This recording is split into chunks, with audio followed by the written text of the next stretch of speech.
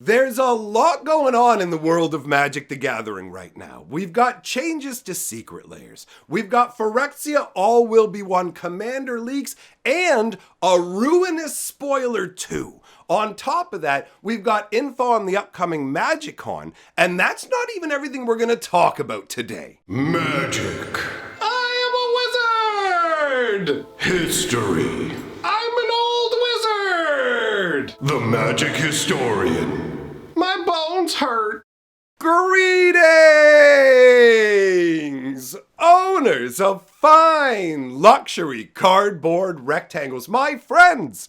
I hope the day finds you well because we have gathered for another cram-packed edition of Mega Magic News. There is a ton going on in the world of Magic, and we're going to start out with something I'm super excited about. The Phyrexia All Will Be One storyline has commenced today. Wizards of the Coast has released the beginning part of the story, and I've already put out one lore video on it. So I'll leave a link at the end of this video over to Fantasy Geographic where I am covering that story. Now, let us dive in with the rest of the news. We have the new secret layer changes. This is a pretty simple one. The cellophane packaging that you would find inside at the very base of the secret layer wrapped around the cards will now be that kind of whitish rice paper kind of stuff. So it's really just an ecological shift and nothing too major, right? After that, I want to talk about the ruinous spoiler card, all right? So up on the screen, you're going to see Luca bound to ruin. This is a completed Phyrexianified planeswalker. I absolutely love the Phyrexians and what's going on with them converting planeswalkers. It feels super epic in scale. So, Luca Bound to Ruin is 1 green, 1 Phyrexian red-green, 1 red, and 2. So, if you don't know how the Phyrexian mana symbol works, you can actually either pay a red or a green or 2 life. But if you pay 2 life instead of that mana symbol, then this planeswalker comes into play with 2 less loyalty because of the completed ability. That's how it works. You can get him out cheaper, but you get less loyalty. So it's either 5 loyalty for 5 mana or 3 loyalty for 4 mana. I like the trade-off, the whole time for power concept, right? You feed it some of your blood, he'll show up faster, but maybe not as strong. You know why? Because your blood sucks. You ain't got good blood. Look in the mirror, tell yourself the truth, man. You got F-class blood. Forget A, B, you ain't even an O, son. You're an F, all right? Oh no. Anyways, let's continue on with the card. +1, add a red and a green. Spend this mana only to cast creature spells or to activate abilities of creatures. -1, create a 3/3 green Phyrexian beast creature token with Toxic 1. The number of times I have thought of Britney Spears while reading the cards from this set is insane. That song keeps playing in my head. Anyways, -4 loyalty. Luca deals X damage divided as you choose among any number of target creatures and or planeswalkers, where X is the greatest power among creatures you controlled as you activated this ability. That is a big fat word salad, but that's to make the ability a little more powerful. Essentially,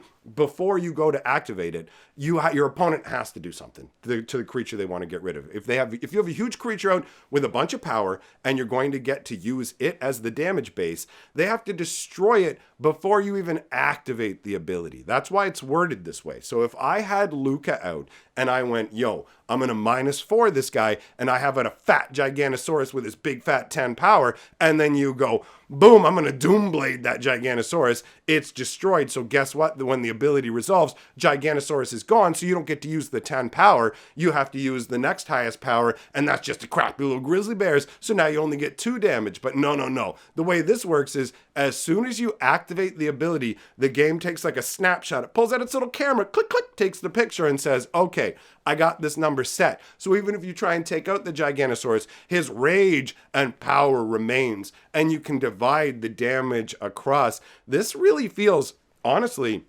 like a Domri. You know, I mean, before Domri got wiped out in the War of the Sparks. But these abilities feels similar to a Domri. I like the fact that if you put it out like completed, you can't use the ultimate right away, but if he's been paid full cost, then you actually have the ability to ultimate right away. That does put a little more of a contrast between the whole, do you want to speed him out or not? In terms of like the story and whatever, Luke has never really felt like he did much in any of the stories, even though he's been dealing with forces of marauding monsters. So I'll say the most curious I've been about this character is wondering about how he meshes with Phyrexians, because he like merges with beasts' minds and takes on part of their bestial aspects and all of that. So there is some interesting aspects that could be delved into there, although I have no idea how much they'll be explored in the story. Now, talking about the Phyrexians makes me want to let you guys know, take a look at this click down double spin life counter. This is a special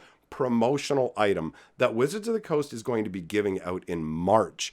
If you are someone who was going to be getting the complete Phyrexia All Will Be One bundles with those oil slick foils, all that kind of stuff, take notice that you can get these click down life counters for buying one of these bundles, but you have to wait until March. It has to be at an LGS. So if you're somebody who only buys stuff on Amazon, sorry about your luck, but I've got great news for you. I have an Amazon link. So if you use the Amazon link when you're buying your stuff online, I get some money sometimes. So that should hopefully make you feel a lot better about the fact that you won't be getting any click down dice. So just remember how happy you are when you click on my Amazon link. But regardless, if you were going to get this bundle and there are LGSs in your area, you may want to shift your strategy and wait until after the 3rd. And if you're somebody who doesn't want the bundle, you're not left out in the cold. You're not required to buy the bundle specifically to get these. You can also spend $75 or more on sealed Magic product, and that will also qualify you. But remember, again, this is only located inside of shops. The next thing I want to talk about is MagicCon. They've released the location and date for it. It's going to be in Barcelona from July 26th to the 30th. And they're going to have command zone access for everyone able to purchase. So there won't be if you don't get this level of ticket, you can't play Commander. They heard the feedback loud and clear that people were dissatisfied with that. So that has been corrected. Now, let us move on to talking about the Commander leaks for Phyrexia All Will Be One. We've got 2 of them. The first is Navali, okay? And this is the human rebel Vanguardo de Sol is what it says here, because obviously we don't have the English version. But don't worry, I have the English translation to tell you what this is. So 1 white, 1 red, and 2 for a 3/3. And how this works is attacking tokens you control have double strike. As well, every time 1 or more tokens you control attack a player, you exile the top card of your deck, and during any turn that you've attacked with tokens, you can play that card. So this one lets you accelerate into more cards by swinging with tokens. The other one we have to look at is Ixal, Descendant of Atraxa. And this is the one that is way more exciting to me. First of all, the art is way more inviting than the previous card. Navali is all right, but ultimately doesn't look too exciting. It's just another Volshock, if I'm not mistaken, with not too much going on. But when you come to Ixal, Ixal is a crazy Phyrexian angel. Look at that body, what it's made out of. That porcelain alabaster combined with sinew and flesh is very, very evocative. And if you didn't know, Ixal was literally created by Atraxa, and Atraxa was once upon a time a Mirran archangel that was captured and subverted by Elish Norn into an evil Phyrexian angel that then created Ixal. And Ixal is 1 green, 1 black, 1 white, and 1